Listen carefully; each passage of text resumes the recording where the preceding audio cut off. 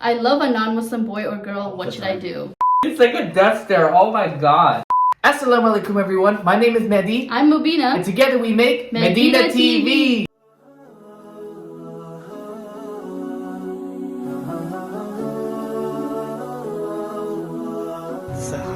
We gotta eat Pizza Hut.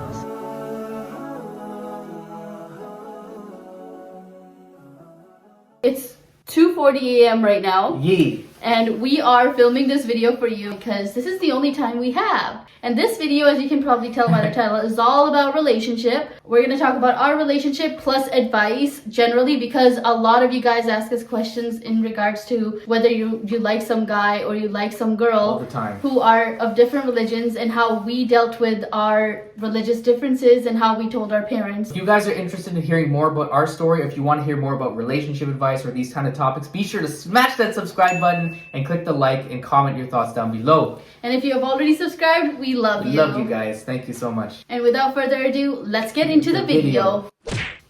Okay, number one relationship question that we get a lot. Are crushes allowed in Islam? I used to think when they asked me if I had a crush on someone, I thought they meant the soda. Bruh, no. That's not what it means. But guys, in all seriousness, we're talking about the topic, are we allowed to have crushes in Islam? And the answer to that question, guys, is yes. We cannot control our desires for another person. So say I have a crush and I'm a Muslim for another person. That's okay, guys. We can't control that. It's how we act on those desires that ultimately matters. A lot of you ask us, but can we tell the person we like that we like them? I mean, unless you're pursuing them for marriage, that wouldn't be allowed in Islam. Yeah. So who was your first crush? I had a crush. I started liking girls when I was 6 years old. So I've had quite a few crushes going back in the day. My first crush was a cartoon character. Of course it was. Gara! That's my first crush. It was my one and only crush, actually. I don't really think I've ever had a crush on any guy. I don't know. I was just weird. I could never relate to my friends who had crushes. Next question. Is dating allowed in Islam? No, dating is not allowed in Islam. We have our own Islamic courtship process, and it's a lot more like structured. You involve the families can meet each other, and then you get to know each other in more supervised environment. So for example, when I met Mubina, her family was there. We went out to a restaurant, but her mom, her sister, her brother were all there, and we were sitting at our own table. So yes, we can still have like supervised dates, but there have to be people around. We can't be by ourselves, because when a man and a woman are alone before marriage, the third person or third being around them is shaitan. And we don't really have a concept of an engagement either, where we exchange rings before marriage. The only concept we have is the concept of nikah, which is like the wedding contract, and then we go to our husband's houses, or just we move out altogether. If you guys want a separate video on just the halal courtship process, let us know in the comments and we'll make that video for you. Yeah, so a lot of you guys do DM us and you're like, my boyfriend's Muslim or my girlfriend is Muslim. But the honest truth, guys, in Islam, if you're practicing Islam, those things are not permissible. We're not supposed to have boyfriend or girlfriend. That's not a concept that exists in Islam. You can go on dates after marriage, not before marriage. Again, we're not pushing our opinion on you. This is just what we believe as Muslims. It's not permissible, and we're just telling you it's not permissible. As someone who has dated in the past, gone on dates as a non-Muslim versus going through this courtship process, I really did...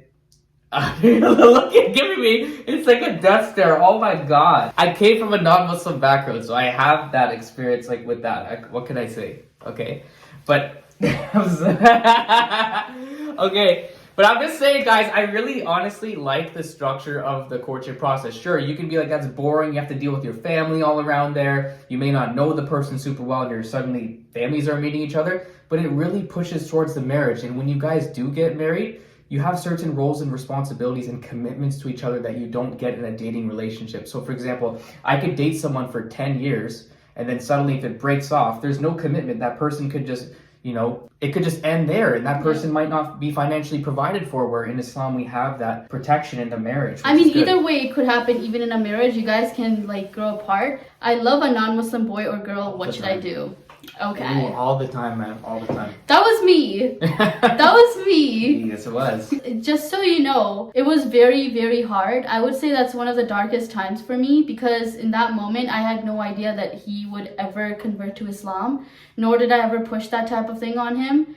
And I never wanted to push that on him, because I didn't want someone to convert to marry me, because I did not like that as an intention to convert to Islam. So for me, I kind of had to struggle through that by myself. I had to kind of fight that on my own.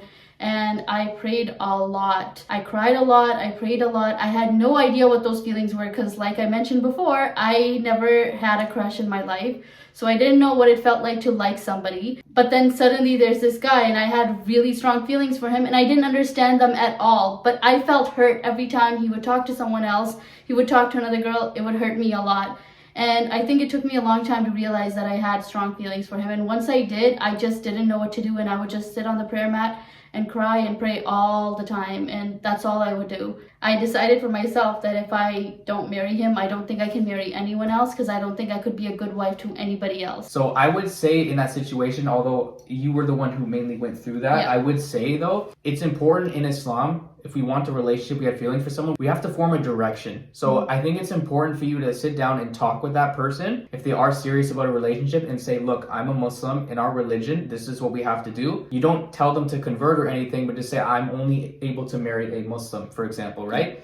And then it's up to that person at the end of the day if they want to take the initiative to start researching or not. I wanted to research irrespective of a relationship, whether it worked out. Sure, I wanted a relationship to work with Mubina, but regardless, I wanted to be a Muslim for myself because I saw her good character, who she was, and that's what inspired me to learn about it. So our process was very natural. I would not suggest pushing the religion on the person. They have to want it for themselves first. Yeah. I think the best advice would be to adhere with patience and just trust Allah or God in whatever you're doing next. The verse that helps me so much, and the verse that helped me a lot during that time, is that God does not give us more than we can bear. So I knew for a fact that I'm feeling all this pain and I'm going through all this struggle because God knows that I can go through it. And if you guys are going through the same thing, and if you are in love with somebody that isn't a Muslim, that's a different religion, I would suggest be patient and just trust God. I like this girl. Should I convert to Islam to marry her? Oh man, this is something, guys, that I have to deal with all the time. People thinking that I converted to get married to Mubina. Guys, I would definitely not recommend, not just Islam, any religion. I would not suggest changing your religion to be in a relationship with a person. It's okay. It's perfectly fine. Sometimes for people like me who did not like Islam, you need someone to come into your life for you to feel inspired to want to take the initiative to learn. That's what happened with me. But if your sole motivation is a relationship, there's absolutely no guarantee that you're going to be wanting to pursue that religion, wanting to pray,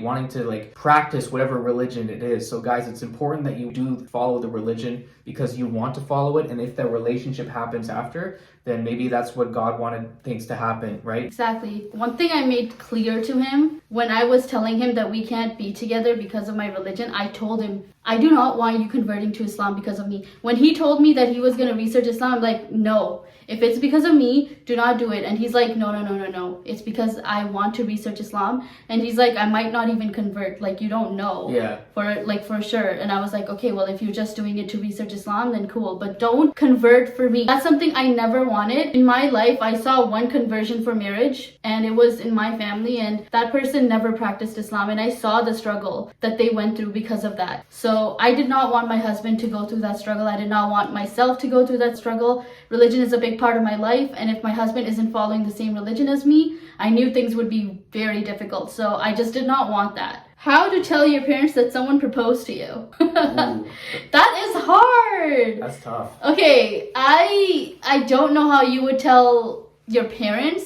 I actually chose one parent to tell because I was just closer to my mother and she knew him the whole time. I did not hide the fact that I was talking to him for schoolwork. The whole time I was talking to him. And she knew that I had to work with him, that he was my colleague and he worked with me in research labs. So she knew, she was well aware of him in my life, whatever he was doing. So I told her that, Mom, this person, he is thinking of converting to Islam and he proposed to me. And then my mom, she kind of segued into talking my dad, and it kind of transition through that. So that's how it worked for me. I would advise personally, if you have a close relative, if you have someone who's close to you as an older sibling or a parent that's close to you, just talk to them, tell them that this person has proposed to you, and tell them that they want to pursue marriage and they want their parents to talk to your parents. Something like that, whatever your situation is. So what would you do though if, say, you don't really have that close family member who you can confide in? How would you go about telling them? I would just have to find a way to tell my parents anyway. It is something something you have to like, this is a bridge you have to cross. It's hard. There's a lot of people who don't have that person to confide in. For me, for example, I converted to Islam and then I had to tell my family about like my interest in pursuing marriage with Mubina, which did not go well. So I mean,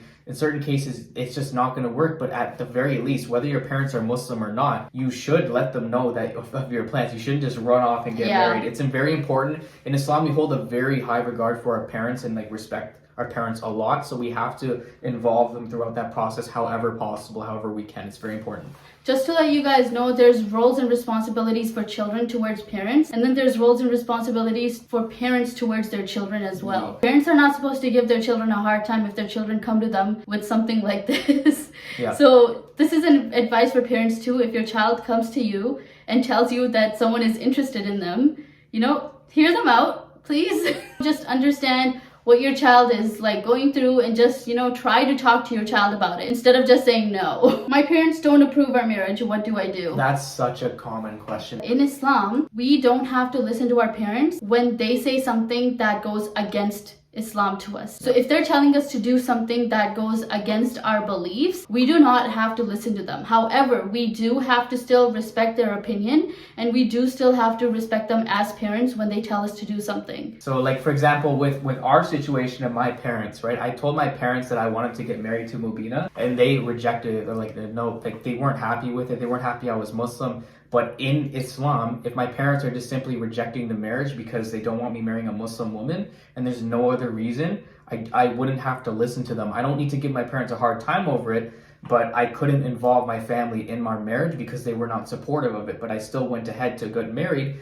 because Islamically, there's nothing stopping me from getting married to Mubina. And just with that, know that if something doesn't Islamically stop your parents from saying no, maybe involve a scholar or talk to a scholar and see how they can guide you throughout this process, because they'll know exactly how to guide you with talking to your parents. So some examples, guys, of situations where it wouldn't make sense is if, for example, it's like, I'm this skin color and they're a different skin color, a different culture. Oh, he's too short for you. He's too tall for you.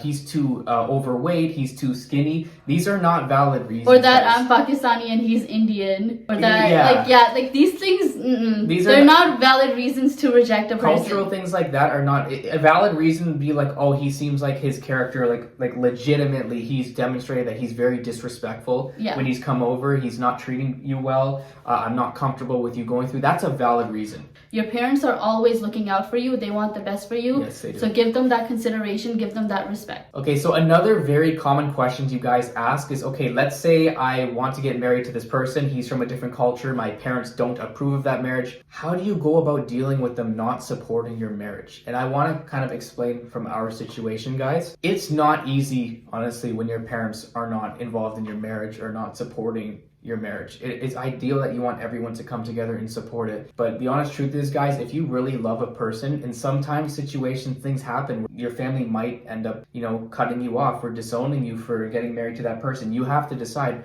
are you okay with those circumstances? Before you get married, talk to your partner, reflect on this. Am I going to be okay if my parents just kick me out and or I have to run off with this person to get married? You have to think about these things. In our situation, I wanted my parents to be there. They didn't want to support it. I was okay with those circumstances. Alhamdulillah, I pray a lot to Allah to help me get through it. And I feel like without Islam, it would have been a lot more difficult for me to cope with this on a day-to-day basis. But certain circumstances like that, you might deal with parents not supporting your marriage, but we are an example. Alhamdulillah, we've been married for over 3 years. And I know it's not a very long time, but we've been able to get through a lot of difficulties. And there's many other marriages that have worked out despite parents not supporting. So it's not necessary for a marriage to work out, but it does help if your parents support. Well, to be honest with you guys, if my parents hadn't approved of him, I don't know if I would have married him. I feel like if my mother had said no to him, I trust her to the point where I know that if she says no to someone, then it's probably for the best. But what if it wasn't a valid reason? What if it was just because of my skin color or something like that? Well, in that case, obviously I'd have a choice to make. I don't know if I can say It's yes tough, guys. or It's no tough. right now It's because tough. I'm not in the situation. And I really am so happy that I'm not in that situation because that's a very hard choice to make. Yeah. I completely salute you for your decision because it's not easy. I know it's not easy. I just feel like for me, I want to follow my religion. If my religion tells me there's no issue with it and I want to spend my life with you, I don't see myself with anyone else, I have to fight for someone I love for, And that's what led me. I was not going to give up. I wanted to be with you. And if that means people aren't going to support my marriage for what I believe to be a non-legitimate reason because I'm a different religion, then I have to just go through with it. I salute you for that decision. I don't know what I would do. It's not ideal, but I have to do it. Comment below what you would do in that situation, guys. No, that's not, it's so scary. It's not easy, guys. Anyway, guys, that brings us to the end of this video. I hope you guys enjoyed this topic. If you want more relationship videos, let us know in the comments and let us know what topic you want us to talk about in the future videos. With that being said, if you made it to this point of the video, because it's a long one, type in Zazu. Zazu. And if you haven't subscribed already, please do so. Hit that subscribe, guys. Hit the bell icon so that you are notified for our newest videos because we post every day. And please give us a like because we love. It's hungry. Feed the like button, guys. It's Feed starving. the like button. It's so hungry. It's fasting for Ramadan. It's fasting for Ramadan. Break the iftar. Oh yeah, yeah. Hit the like button so that it can open its fast, please. Also, guys, we want to thank all of our Patreon members for all of our support. You guys have been awesome. It's Ramadan, guys. If you want to be part of the Patreon, you want to get shout outs, be sure to sign up for our Patreon and join our Discord. Until next time, Assalamu alaikum.